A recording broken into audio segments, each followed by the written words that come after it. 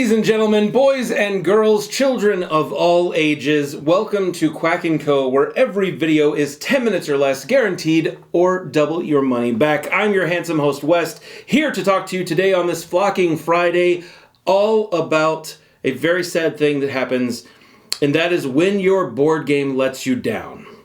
What do you mean by that, West? Well, what I mean by that is what happens when you're playing your game and you just have a bad time playing it. Have this ever happened to you? Have you ever been playing your favorite board game and just for whatever reason the dice didn't roll the way you wanted, you couldn't pull the right cards out, or you thought you mathed out that amazing move and then all of a sudden it just was terrible. It didn't turn out the way that you wanted it to be and it was a very unsatisfying experience for you. Has that ever happened? In the comments below, tell me about, number one, what that game was, and give me a short little script. Tell me what happened. Why did your board game let you down? I'm going to give you two fabulous times when my favorite board game... Is it my favorite board game? It's not my favorite board game, but it's a board game that's my lifestyle board game, which sort of makes it one of my favorite board games. I don't know exactly how that works yet. I'm still kind of mad about it. But anyway, I'm going to tell you about two times where my board game let me down. And that board game would be Too Many Bones. Now, I know what you're saying. Too Many Bones is a great game. I 100% agree with you. It's a fabulous board game. It's a game that I play a lot. I love playing Too Many Bones. I almost always enjoy playing Too Many Bones. I have literally everything at this point, I think, that's available, thanks to some wonderful people here from the channel, as well as myself for purchasing a great majority of things that I probably couldn't afford at the time, but I now own, and I'm very happy that I do. When does my board game let me down? When did Too Many Bones let me down? What are the two examples that you're saying to yourself? I know. Here we go. Number one, whenever I play a new character. Yep, whenever I play a new character, my board game lets me down. Why is that?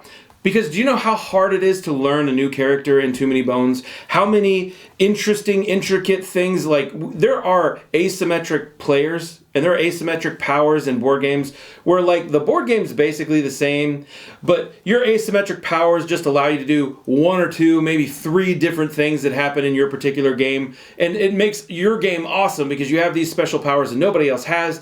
But it's still basically the same game. You're just adding one or two extra things for you to think about throughout the game. Cool.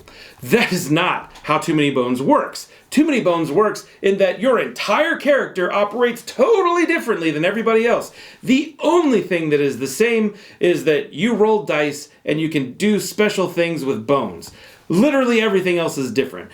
They might move kind of sort of the same on the table, but even that sometimes is messed up and totally different. I mean, I love the fact that I just got Riffle in, but you know what? I'm scared to death to try it. I'm literally scared to open that box and look at it because I'm concerned about what's going to show up on the inside, and I'm going to feel dumb when I don't understand how to do it.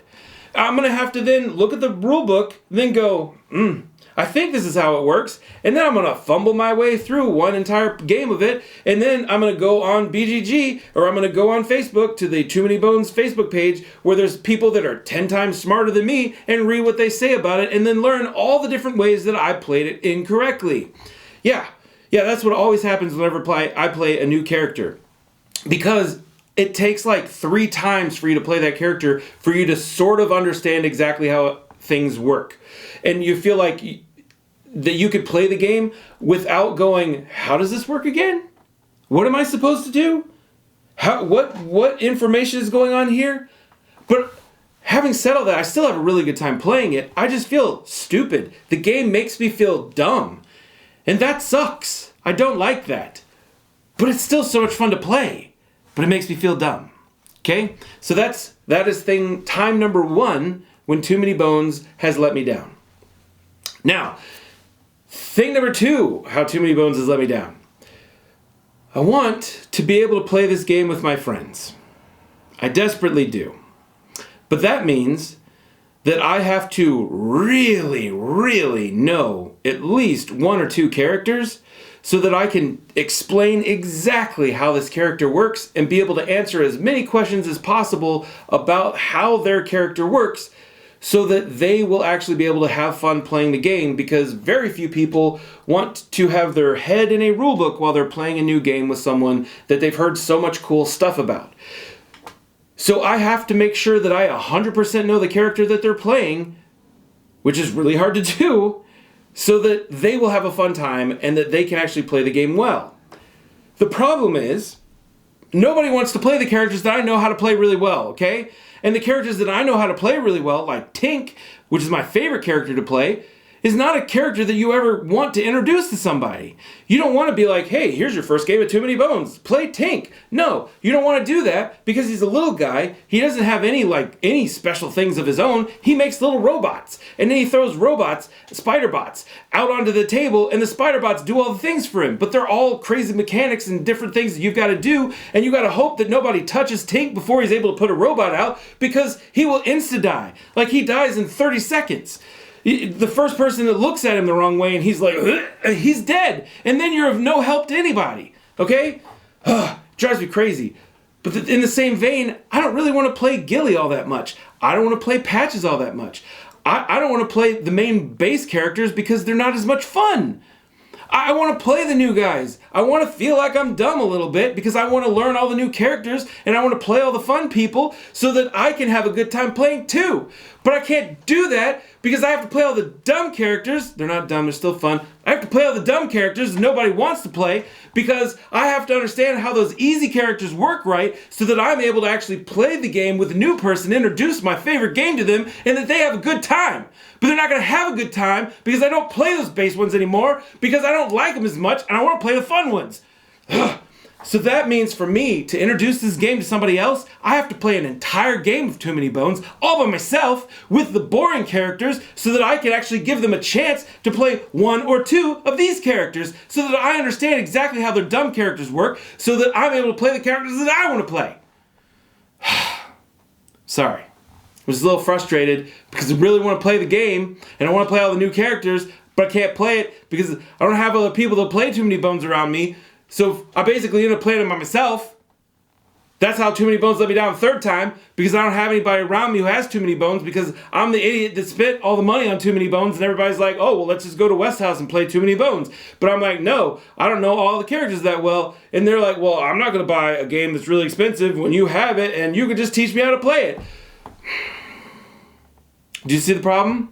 Because then they play it once with a character that they really liked. Guess what happens next? Do they want to play with that character that they had a really good time with? No, because I open my amazing trove chest and I show them 15 characters inside of there that they could play. And what do they want to do? They want to play all those fun characters. Yeah, so then the second game of the Too Many Bones they play with me is not nearly as much fun because I don't know how to play their character. They don't know how to play their character. So the entire game is them doing this. Man, I don't know. This is taking a really long time. That other character was a lot more fun to play. This one's really hard. Yeah, I know. That's why I told you to play the easy character. The one that I understand, so that we would have more fun. Anyway. That's how Too Many Bones, one of my favorite games, has let me down. Hopefully, in the comments below, you have a great example of how one of your favorite games has let you down. And hopefully it's not as frustrating as mine. Will people play Too Many Bones with me? I really want to play Too Many Bones more. I don't want to play it by myself as much anymore. I just want to have fun with people. I want to have fun board game times with people. Can you play Too Many Bones with me? Alright. This has been West. This has been Quack&Co. Don't forget, less time watching means more time playing. Thanks for being here. Get out and play some games, guys. Just write them below if you want to play Too Many Bones with me. Maybe we can make that happen sometime. I'd really like to play Too Many Bones with you. Please?